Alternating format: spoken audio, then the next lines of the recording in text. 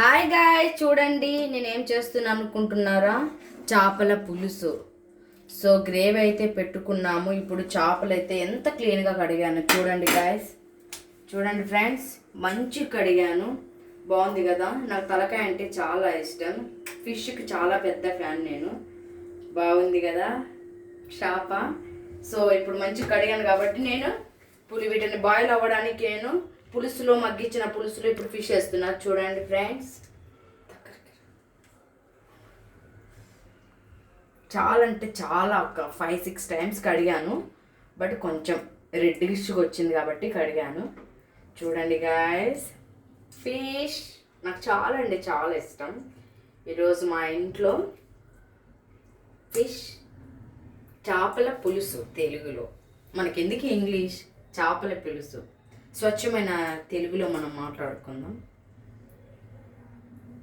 కాసేపు తలకాయ తెచ్చుకున్నాను గాయస్. చూడండి,